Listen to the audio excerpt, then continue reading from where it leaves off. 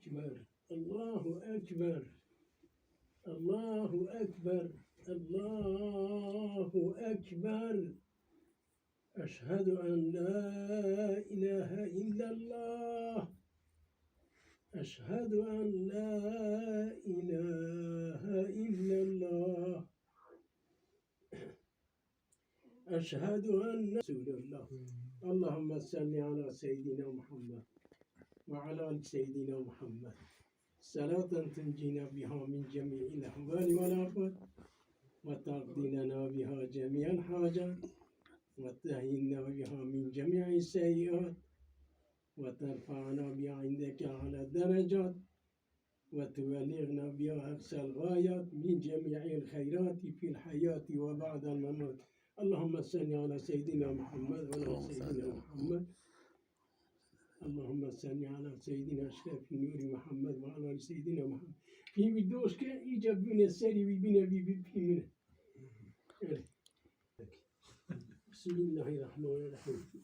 بسم الله الرحمن الرحيم اللهم صل على سيدنا محمد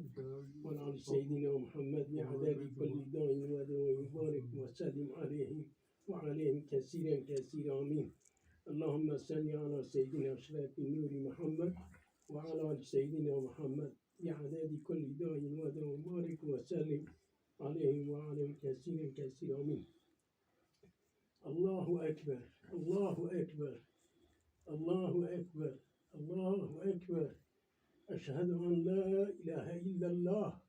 أشهد أن لا إله إلا الله أشهد أن محمد رسول الله أشهد أن محمد رسول الله حي على الصلاة حي على الصلاة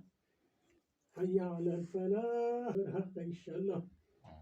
خذي قصور معاف بك خذي مدري وجه آدم حرمت وزادي تاغي بگناكي رحمة خامدي هارفي الميري